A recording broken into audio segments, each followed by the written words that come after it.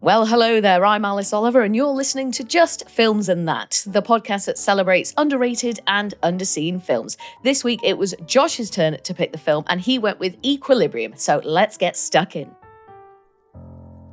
So, Josh, you picked this week's film, Equilibrium, from 2002. So, spoiler warning, listeners, if you haven't seen it. So, Josh, tell us, what is the film about and why did you pick it? Okay, what's it about? It's set at the time about 70 years in the future, now about 50 years in the future, and there's been another world war. And in order to stop all wars, humans as a species have decided that all emotions should be outlawed, okay? So then you've got the clerics, who are like the law givers, the law makers of society, and they go around making sure people aren't feeling emotion, basically. It stars Christian Bale, amongst other people, Emily Watson, Taye Diggs, people like that. The reason I picked it, right, so a little while ago, I remember you saying to me that we hadn't done a Christian Bale film. And I remember thinking, I wonder if we could find a film that Christian Bale's done that's underrated, which is quite difficult because he's made his name with these big, massive performances and gaining weight and losing weight and all this other stuff. So recently, there probably hasn't been many, but I remember watching this when I was a teenager, and it was one of these films that was like released after The Matrix, right? So you it's can got, tell. It's You got can that, tell. you know? Let's get that out of the way. This is a post-Matrix. It's one of those, it's like there's plenty of them. There's like, remember Ballistic X versus Sever, the Lucy Liu, Antonio Banderas one? There's loads of them that are like post-Matrix, sort of look a bit like The Matrix, set in the future type kung fu action films. But I remember watching this when I would have been a teenager, and I remember really, really enjoying particularly the action around the film. And I wanted to go back and see, did I just like it because I was a teenager and I just like guns and stuff? Or was there something there to it? Yeah, was there substance is in there the something style? to it? Or is it just a Matrix 1984 knockoff, right? Which I'm sure we'll come back to because that is unavoidable. But I did also look at the critical reception. And I think, based on the critical reception I've seen, that it is underrated. But I'm excited to know what you thought. So that's why I've picked it, and that's my attempt at saying what it's about. It's quite a difficult one to sum up, but basically, yeah, that's what it's about. So, Alice, had you seen it before? I hadn't seen it before. I kind of heard of it. You know, I think I knew the name, but I had no idea what that really meant. But I actually thought it was all right, you know. Yeah. I had a good time watching this, and I feel like there was a lot to like about it. Any expectations going in, or was it just the one? Nothing. I had no idea. I had no idea. So then, obviously, as soon as Christian Bale pops up, I'm happy. I'm like, awesome. Christian Bale's in it, and then joined by Sean Bean. Of course, Sean Bean's in it. What a wonderful duo! 5 minutes. So I was in. I was hook, line, and sinker. I was like, you've got me here, Equilibrium. I want to know what you thought, though, because if you hadn't seen this, like, since 2002, since 2003 when it came out, what was that like for you, Josh? I probably have seen it. I probably watched it, but it must be over 10 years since I've watched it. So I think it's okay. I think it's a decent action sci-fi film. There are flaws to it, which we'll come back to. So the first thing to say is, I think what sets this apart from other post-Matrix sci-fi action films is that the action's really good. I think the action's really good. It's not as good as The Matrix, but they've come up with a director who also wrote it. I think it's Kurt Wimmer. He came up with this idea of gun kata. So it's a martial arts entirely based around. Now, you know, I'm quite a pacifist. I don't like guns, but obviously it's an action film. It's disposable. I know I'm watching it. It's escapism, all that sort of shite. So I came up with this idea of gun kata, which is essentially a martial art around the maximum kill zone efficiency of using two guns, isn't it? So, and it opens with, it's such a ridiculous idea to try and explain, but it's a martial art with guns, isn't it? And it opens with a guy in silhouette who is the director demonstrating this gun kata of how, and they've got their guns up above their heads, and they've got they're doing all this, and it's all based on angles and stuff like that, and that's what all the action is based around.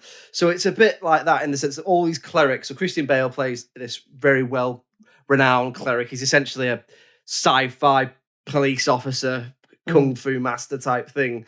He's the top of the top. He can literally walk into, burning buildings and buildings that are being completely covered, with bullets and stuff and come out totally unscathed, even when every other officer has to wear full SWAT gear. They've got helmets, they've got armor, they've got gloves, and he's just there in his long trench coat and his slicked back hair, looking sick. Looking like, please give me Batman. And then someone obviously did look at it and went, and then it happened. Tell you who this guy could play. Batman. So the action, the first thing to say is that I think the action's really good. The concept's quite interesting. It's definitely there. It's definitely there to be like, what will people think is cool? Yeah. That's what the action is in this film. What will people think is cool? And it's that. I like the concept as well. That idea, although full of holes, that people can't feel emotion and that will stop all other negative things like war and other stuff is quite interesting, as well as that idea of there's a big brother type figure called Father who oversees everything, and he is a government puppet, if you like. I like that. I think it's really interesting. And then you've got the underground revolution, and it's essentially a 1984 style story, isn't it? And I think that it is quite interesting. I think the way that they portray that idea is really interesting as well, because quite often when you get other stuff that's set in the future, they tend to go quite garish with it and go, oh, it's all neon and it's all big and it's hover cars and everything. Whereas they've essentially gone, it's bland. Everything is it's so bland. It's It? minimalist. Yeah. It's everyone's just wearing grey or black or white, and everyone is. Every building is square, and it all sort of looks like a video game cutscene. I can see things like Metal Gear Solid in there, as well as other films. Like there are things like bits of Blade Runner and bits of The Matrix and Metropolis. Definitely if you want to go Matrix, further, definitely. I think the performances are really good. Actually, I think the concept could have easily become direct to DVD action bollocks, and I think some people, certainly some of the critics, not to sway you, I think went with that angle. But I think Christian Bale's really good in this, because he's got a difficult challenge, which is how do you act in a world where no one feels emotion? Yeah. And you are slowly unraveling. So the whole thing is they all take this made up drug that stops emotion, and everyone takes it a couple of times a day and no one feels emotion. And if you come off the drug, surprise, surprise, you slowly start to unravel. You start feeling. Yeah. And I think he pulls it off. He gets the balance right between man trying to do right and unraveling emotionally, but also he's pretty cool in the action scenes. And I think he's quite clear. He looks boss in a trench coat. He does, doesn't he? And he's got those high angled cheekbones, hasn't he? Yes. So he really suits it. Emily Watson's very good in this, who plays Mary. She's probably the only strong female part in the film. She's used sparingly, but I think she's one of the best actors around. I love Emily Watson. If you haven't seen a TV film she made called Appropriate Adult, then do go and seek that out, where she plays Fred West's Appropriate Adult. It's very, very good. So yeah, love the performances. I quite liked elements as well of things like back to the look, the sound of the film. I think there's really good sound editing in there as well. Even things like they've clearly taken good care to get the right sound of a gun reloading. And I don't mean the right sound as in it's accurate because it's a made-up gun from the future, but it goes with the whole mise-en-scène of the whole thing, doesn't it? It sounds quite good.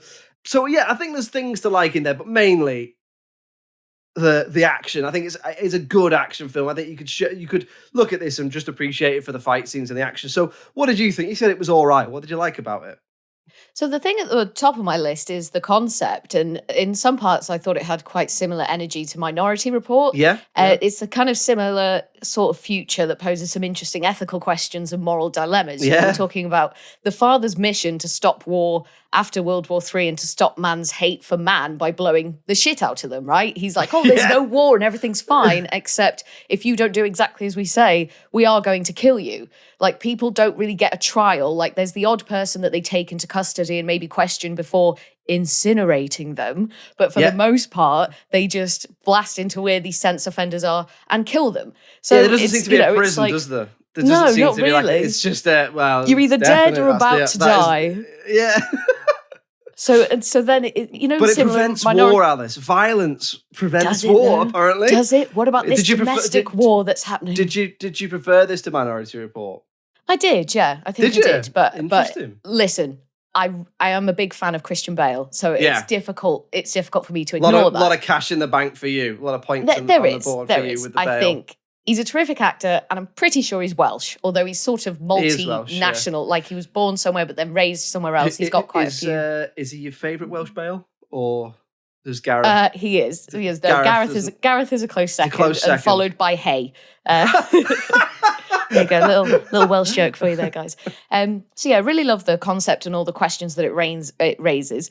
There's a lot of propaganda, obviously, in the film that's shown mostly through this kind of ever-present video of the father that seems to be playing all the time. And this refers back to fascist regimes of the past and emphasizes how evil they were and how he must never let them gain power again. But this is a fascist regime, like the thing that the father's doing, this whole equilibrium thing. They are fascist, so it's just kind of an interesting take on that. You know, it's like, oh, we must stop this thing from rising, but we are exactly that thing.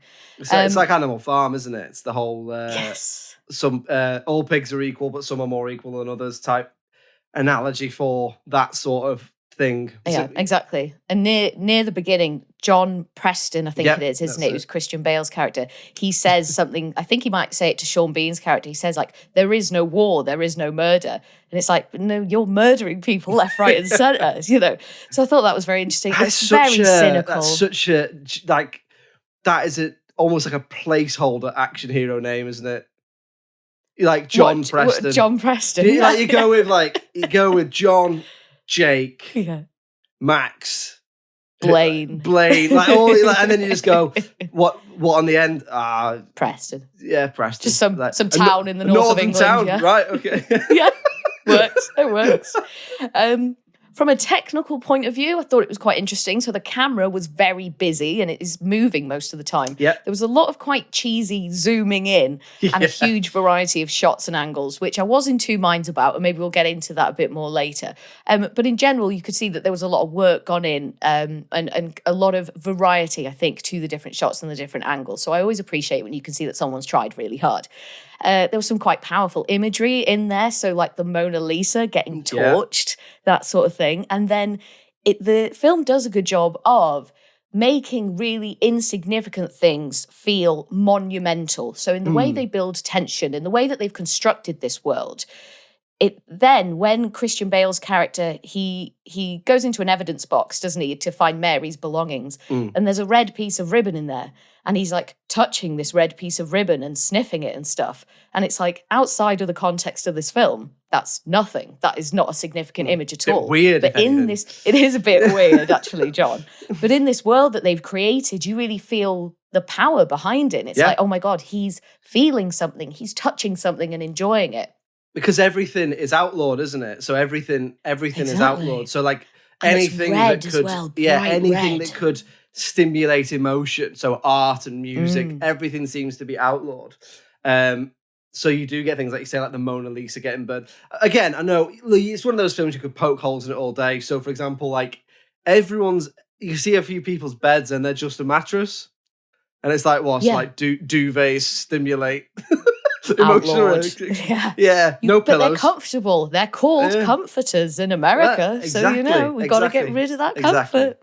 And similar with the red ribbon. So there's a moment where they're killing all these dogs in like a sort of makeshift dog shelter sort of thing. And this one puppy sort of goes to get out. And Christian Bale's like, no, don't kill the puppy. And then later on, he has this moment with it where he's just like stroking it and looking at it. And then he smiles. And it's the first time I think anybody in that film smiles. And again, taking a very ordinary thing, just a guy stroking a dog, but there's just so much gravity behind it because I think the filmmakers have done a really good job of building this world. You understand the rules, you get it. Like anything that's fun, nice, or, you know, makes you feel anything. Even crying is outlawed. So then to just have him stroking this, I think it's a Newfoundland puppy as well, like the cutest damn puppy you've ever seen. Oh, it's a cute dog. It's like, it makes him happy and he feels all soft and warm and fuzzy.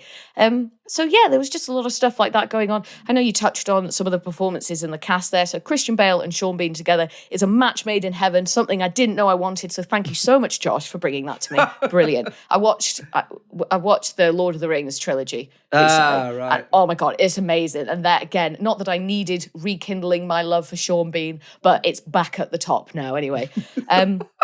Also, is it Sean Pertwee? Yeah. Is that He's so he plays father. He is father in inverted commas. So he's brilliant. Like he's always this good. sort of deadpan, like quite menacing presence, even though he's never really there. Got a fantastic he's never physically voice, there. hasn't he, Sean Pertwee? Oh yeah, he's always he's one of these actors who you can take quite a significant role in something and you notice it, or he'll show up for a scene and you notice it. Yeah, he's a lot of British guys in this. Yeah, there's a lot. It seems to be one of those things where like all the bad guys are British sort of thing. Yeah. Yeah, it's like the Death Star and it's just full of evil English people. Yeah. And finally, I guess, I enjoyed being with Christian Bale's character on his descent into becoming a sense offender. Yeah. Because he's obviously doing a lot in this film. Like, he is very clearly the main character, and he's in, if not every scene, then very nearly every scene. And you're with him as he goes on this, as you would in a different film, perhaps, join a character on the descent into madness. He's sort of doing the opposite of that. He's, waking up to the world and everything he's been missing out on. And maybe this fascist regime isn't all it's cracked up to be. Who'd have thought? Who'd have thought, yeah. And I think it's just a great journey that you go on with him. Yeah. And I thought it was all right, I thought it was a pretty good film. I'm glad you enjoyed it. Did you enjoy some of the action as well? Or was that not really your cup of tea? Yes, no, certainly. And like you touched on before about the kind of Matrix influences. So obviously a huge thing in the Matrix is the martial arts, especially between Neo and Morpheus when they're in that kind of, training room, whatever it might be. And towards the end, there was a lot of that. So you've got John Preston, he's trying to get to father, or who the real father is, because it turns out that father isn't actually who we thought it was. And he's taken down everyone. Like, it's just him, just one guy. And he's like, bam, I killed this guy. And then bam, I killed that guy. And he's using swords. He slices a dude's face off, doesn't he? Like, just one of the main bad guys' faces sick. Off. Like, I was there for all that. All these swords and guns and stuff. I read that he's got one of the highest kill counts of any film character. Oh, that's cool. Like, that is interesting. Maybe even be like top 10 or something like that. I'm sure he kills, he must kill over 100 people. What about Thanos?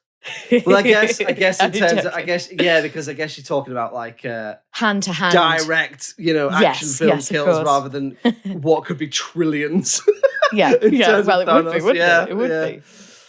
Was there anything else for you then, or was there anything in it that you saw this time around that maybe you hadn't before? I'd never really appreciated how good Christian Bale's performance was, because he starts off very hair slicked back. He's very clean cut. He's very emotionless, and obviously because he is feeling emotion, as it goes on, he becomes more and more bedraggled. And I also noticed as it goes on, his sort of life and the screen seems to fill more and more with color.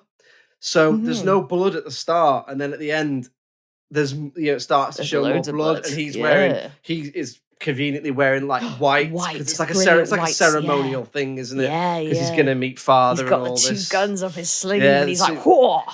So I mean, you don't really think Christian Bale and think action star, do you? Because he's more known for these, fantastic performances where he's either playing real people or people who are in more heavy films, like things like The Machinist, or more recently like Vice or The Big Short, or films where we all know he's the fighter, he's put on weight, he's gained weight, he's given these big powerhouse performances. But it's quite interesting to see him early in his career, post American Psycho, but pre Batman, just doing some action, and I think he's really good in this. Yeah, I didn't. I enjoyed it more than I thought. I thought I'd come away going, "Oh, this is just like I just like this because I was a teenage boy." And it looked cool. And it looked cool. Yeah. But actually, I do think there's a bit of substance to it. Yeah, I agree. So we'll move on now then to talking about things that maybe we didn't like or that we would change. So what about you, Josh? Is there anything for you? I mean, yeah, there are a couple of things I think that you cut. There's some stuff I knew I would say and some stuff I noticed. So the first thing to say is, let's be honest, the plot and the concept are a mishmash and a rip-off of loads of other stuff. It's 1984 mixed with The Matrix. It is every post-totalitarian, futuristic sci-fi action film in all of its concepts. And I think that I get the impression almost the director came up with the concept of the gun martial art and then built everything around that. Okay. So that It was just an action film. But it is everything you see in this, or a lot of the stuff in this, you've seen before. So there is an element of that. Then that leads into the concept itself of, I think almost they've gone with that totalitarian futuristic society and gone, how can we make it different? And gone, well, no one can feel emotions. And that is like time travel, which is you can sit there and just pick and pick and pick and go, this wouldn't happen. This, the whole idea of you can't feel emotion. Well, he's got a wife, or he had a wife. So how did you fall in love with someone, or do you not? Do you just get paired up? Well, that's what I thought. I thought it's just for the purposes of reproducing. It's just you go with you and you go and have some children. Because the kids, like he doesn't have a particularly soft relationship with his kids, does he? Like his son calls him John. Yeah. So there's that. But then if it is that, maybe they needed to say that. Then there's things like there are people in it who show emotion. Who are supposedly taking this. So one of the villains shouts at him at one point and says, "Are you playing with me?" And he shouts it in his face. Now, I know shouting doesn't necessarily mean an emotion. It can just be an expression of heightening your voice. But that the concept is fundamentally flawed. So like his wife's got 2 children, right? So again, I don't know if there's some sort of science to it, but how did you cope with pregnancy and birth? Yeah, you're not allowed to cry. You're not allowed to wince. You can't show any emotion. Cesareans for all. Or maybe there's some sort of science to it. I don't know. So I do think the concept of the whole emotion thing is a bit flawed, because ultimately, if you can, I don't know, I'm not a chemist, but if you can design a pill that kills all emotion, surely you can design a pill that kills negative emotion, so everyone would only feel positively. So the concept is fundamentally flawed, and there are elements of it all being a little bit of a rip-off of other stuff. It's unavoidable, and I know that there's that idea of, everything is a rip-off of everything else, but I think it is quite glaringly obvious in this film in places. And the other thing, I think, is I'd like to have seen more strong female characters. It's very male-heavy, It's a sausage party, isn't it? Like, it is, it's so the only real strong female character in it is Mary, played by Emily Watson, and she is still underused. And the bits that she are in it, the bits that she is in are really good. But I'd like to see, are there female clerics? Is it? And why? If not, why not? And if not, why not? Yeah. So there's elements, I think, that are flawed, but a lot of it, I can forgive a lot of it, because it's quite escapist and there's some good action in it. There's a little bit of inconsistency as well. Like, I do not believe for 1 second that he would struggle to beat that guy at the end. Like, they have a fight at the end where it's like the big villain, and he's just beaten some of the most highly trained people, soldiers, and there's some middle-aged dude who he seems to struggle to beat, and you think you'd just have him straight away. There's no way. But definitely. Overall, I can forgive that. Yeah, I can see why you might. I can see why you might go, it's just essentially a 1984 Matrix ripoff. But I think it makes up for it with some decent action. What about you? Is there anything you didn't like? So just to echo one of the points you made, it obviously is very male heavy. That isn't bothering me too much. Like, I'll get over it. It was the early 2000s, whatever. I would have liked maybe a bit more from his wife, like whether through dream sequences or flashbacks, or maybe we get to see her alive for a bit, just to kind of get to know a bit more maybe about her, about how a relationship would function. Like you say, you had all those questions there, like how does pregnancy work? How does relationships work? Do you feel like attraction? Do you feel attraction in this world, or is it like, do you have sex? Do you only have sex to make babies, or is it IVF? Like, is there any pleasure? Is there any I'd like to know some of that info. The music I found to be a bit much at times. It felt like it was almost constant, and it's quite impactful. So it's not that I didn't like the music and how it sounded, but it was very intense, and it felt like it was constant, and it kind of exhausted me a little bit, because it's sort of these very loud beats and then this very dramatic choral music, and then at times it felt very mechanical as well. So I was a bit like, oh, fucking hell, is this still going on, sort of thing. So I could have done with a break in the music. But the quality of the music itself and how it sounded was all fine and very clever, but it was just too much. There's obviously loads of exposition from the videos, projections, recordings, whatever you want to call it, of the father. Just, info dumping everything. I know that they need to try and do that anyway, because we're going in the future now. We need to know what has gone on in the past. to make the world the way it is now. Yeah. So I get that. There are more intelligent and more sophisticated ways of doing it than just having a guy on a video talking about it all. So I was a bit like, there's a bit of a crawl at the beginning. There's a bit of a in the world where. Yeah, like, it's it one is. Of those it is. And things, it's like, is this just played on a loop like every single day? So I could have done without some of that. And some of the script just felt a bit melodramatic and it didn't sound like how anyone would speak. Now I know obviously they don't have emotions, so they don't sound like how anyone would speak. They're not meant to sound like anyone who did today. But I think at times it made it quite hard to engage with certain characters and engage with the story because there was maybe just too much separation from audience and the subject, if you know what I mean. Like it all just felt very, I guess it felt very forced at times. Like none of the words in the conversation seemed to flow that well.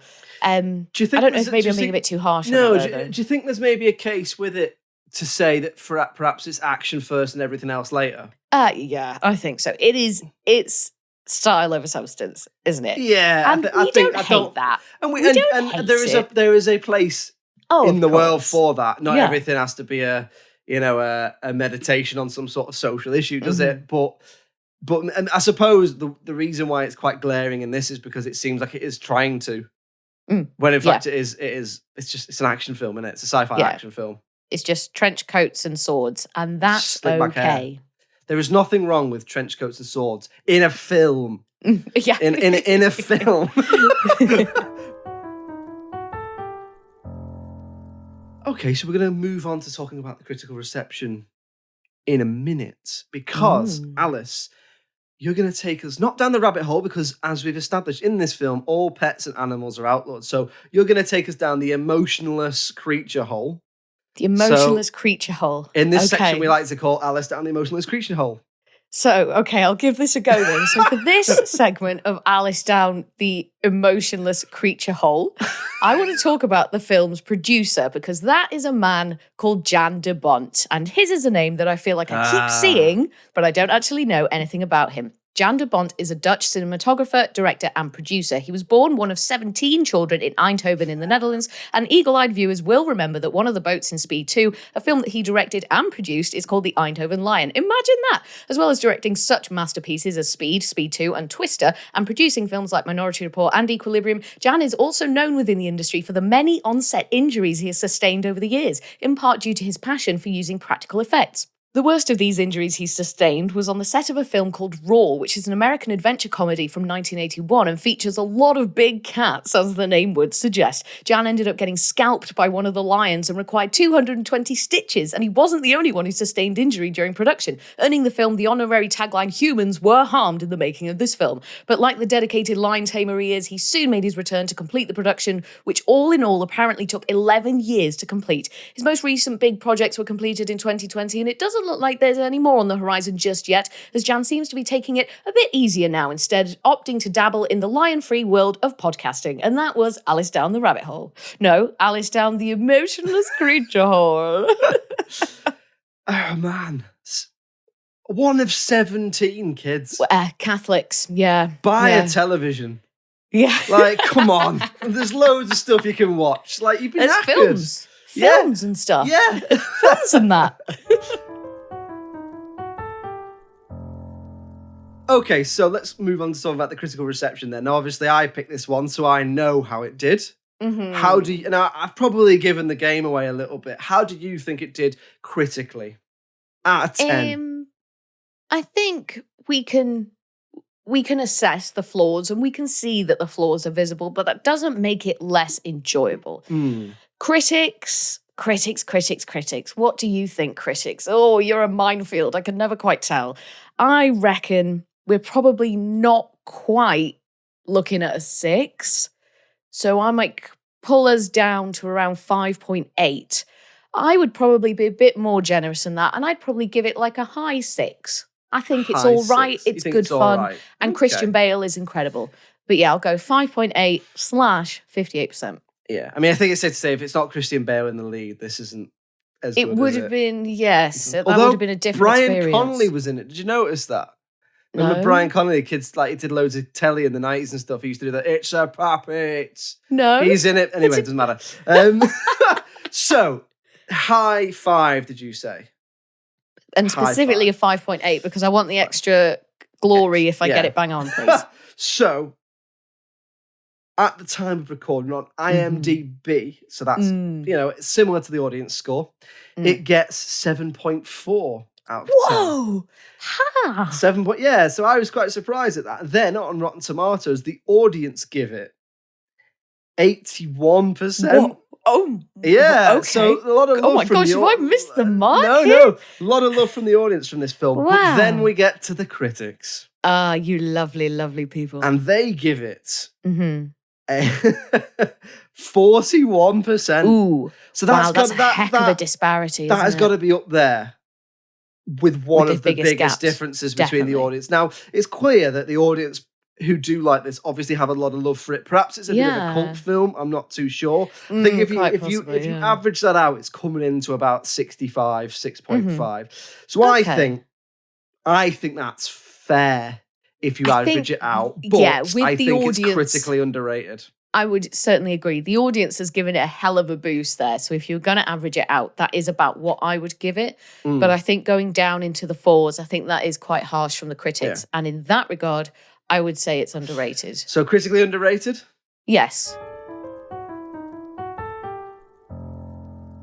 Okay, so there we go. Another one in the underrated vault. I am glad.